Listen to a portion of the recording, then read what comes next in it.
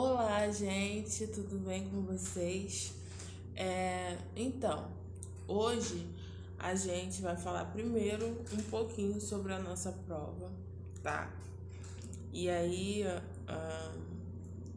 não sei do lado daí, mas do lado de cá a experiência não foi muito satisfatória, não, tá? E eu digo isso por quê? Porque assim, é, tiveram respostas que eu dei tipo 20% para não zerar, porque se zerasse ia prejudicar muito a nota de vocês.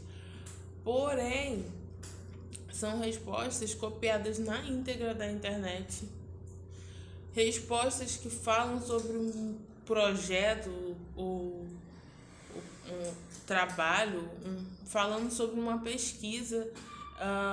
Algumas respostas eu posso estar até julgando errado, mas tem palavras ali que vocês nem sabem o que isso significa, sabe? Assim, foi muito copiar e colar mesmo. E aí, nesse sentido, eu considerei só para não zerar, porque senão a nota de vocês seria muito baixa. Então, eu peço, por favor, que nas próximas avaliações que tivermos, né? Não sei por quanto tempo ainda a gente vai ficar nesse sistema remoto. Então, nas próximas avaliações que a gente for fazer, prestem atenção nisso. Às vezes você copia uma coisa da internet e está fazendo relação a outra coisa. Eu não posso botar a resposta numa prova que faz relação a uma pesquisa. Que pesquisa é essa? Eu fiquei tipo. Enfim, eu achei a pesquisa. Copiando e pesquisando a resposta, eu achei todas as respostas de vocês, tá? E aí, isso é complicadíssimo porque eu disse que não era para copiar na íntegra de lugar nenhum. E aí, quando você copia na íntegra, quando você joga a resposta lá no Google na íntegra, você tem de onde tirou, entendeu? Então, é um problema seríssimo e é questão de autoria também em relação às coisas, porque se eu peço uma resposta pessoal, isso é em qualquer lugar, e você copia de alguém, isso tira completamente os créditos que você tem, assim, sabe, em relação à capacidade de realizar alguma coisa, elaborar alguma coisa. Então, vamos prestar atenção nisso, ok? Hoje a gente vai falar um pouquinho sobre renascimento, tá? Eu, de alguma forma, a gente já passou sobre isso. Lembra que a gente fez um trabalho sobre perspectiva na sala? Então, o renascimento, ele é um movimento que vai vir, né, em reação aos movimentos religiosos que aconteceram anteriormente a ele, que a gente já estudou. Românico, gótico, né, bizantino e por aí vai. Ele vem em reação a isso, ele vem trazendo a razão para o centro das questões, para o centro dos estudos, tá? O que antes era motivado e pensado e justificado pela existência de Deus ou da igreja, no Renascimento começa a cair por terra. Por quê? Porque o Renascimento ele vai trazer a presença da filosofia, né, para o centro das discussões. Eu vou deixar de crer nessa ideia de que o homem, é, de que Deus move todas as coisas, que só Deus permite que aconteça, que Deus tira, que Deus dá, para começar a pensar, a refletir sobre a existência de uma lógica que não seja essa. Por quê?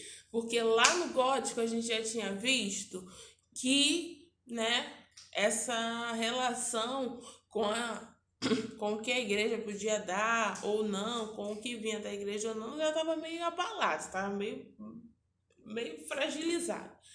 E aí, quando chegou no Renascimento, essa relação se rompeu de vez. Por quê? Porque quem não acreditava nessa filosofia, nessa ideologia que vinha da igreja, precisava de um outro caminho, certo? E aí a gente vai começar a refletir no Renascimento, além de voltar lá em alguns padrões antigos gregos, tá? ele vai trabalhar essa questão da filosofia, da capacidade do homem. Se o homem pinta bem, agora no Renascimento já não é mais um dom de Deus. É porque ele tem o dom mesmo, ele pessoa. Né? Essa separação entre o que é a existência do homem para o que é a existência de Deus ficou bem delimitada nesse momento, tá? E aí a gente vai ter pinturas que vão ser extremamente calculadas. Por quê? Porque aqui eu vou começar a fazer outras representações, tá? Os temas religiosos, eles vão continuar aparecendo, né? Porque até hoje a gente ainda tem pinturas de temas religiosos. Porém, eles vão sendo dissolvidos, né, com o tempo. E também muda um pouco o padrão. Por quê? Porque o padrão anterior era um padrão que vem do gótico, meio sombrio, meio apelativo, né? E aí a gente volta a ter pinturas claras e muito calculadas. Por quê? Porque existia um desejo de enganar o olhar, né? De quem estava vendo, assim, de ver profundidade, perspectiva. E isso tudo acontece com a presença da ciência, do cálculo, né? Os estudos sobre as coisas também. Por que isso? Todas as vezes que a gente tem uma teoria, né? E isso é uma coisa muito importante da gente pensar. Por exemplo, eu, Flávia, estudei, né, sobre artes. Então, essas teorias que eu passo para vocês são as teorias que a gente estuda em comum. E você vai escutar aqui, vai escutar ali, entendeu? Fora uma coisa ou outra que eu interprete de maneira diferente. Porém, eu não posso passar esse conteúdo adiante de acordo com as minhas observações, né? Tem que ser mais imparcial possível. E aí, quando o Renascimento surge, ele vai estudar, tá? Ele vai calcular, ele vai pensar, ele vai criar teorias, tá? Para poder estar ali naquele lugar e poder fazer valer a sua teoria, porque assim, você vem de a humanidade vem de uma história até chegar ao Renascimento, onde a crença na igreja era fiel, assim, não tinha outra direção para olhar. E aí, quando eu vou apontar outra direção, não posso simplesmente chegar e falar, gente, é por aqui. Não dá. Eu preciso convencê-los de que não é por ali e é por aqui. Entendeu? E isso vai acontecer no Renascimento através do estudo, da presença da ciência, da filosofia, da própria arte pensada por si, né? Uma arte que vai pensar na própria arte, assim, que vai girar, vai fazer um eixo em torno de si, não necessariamente um eixo que tenha a necessidade de prestar serviço para outras coisas, tipo para a igreja, nada disso. Ele vai ter uma arte que gira em torno de si mesmo, tá? Então a gente vai ter aí principais características do Renascimento. No primeiro momento, ele ainda está estrito à igreja, né? Assim, a relação ainda é semelhante aos outros movimentos. Num segundo momento, essa relação ela se dissipa porque o homem começa a acreditar nas próprias motivações e também existe, né, o despontamento, assim, o surgimento da crença na razão, né, que é um sentimento humano. Depois disso, a gente tem dentro da arquitetura, artes plásticas, escultura, um pensamento da arte como arte mesmo, né, como expressão de emoção do ser humano, então não tem essa coisa ligada à igreja, é mais uma ideia que vem e sai, né? Eu vou me expressar e a pintura, o boom desse momento é a perspectiva, né? Porque vai dar essa ideia de tridimensionalidade.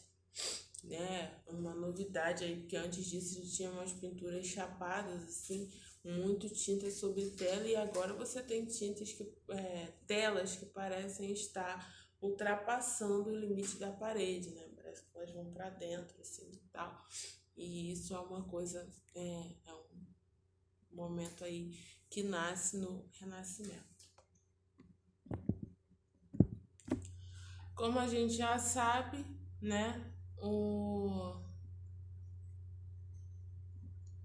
O Renascimento, ele em nada desvia das outras tendências, né, anteriores, dos outros movimentos anteriores.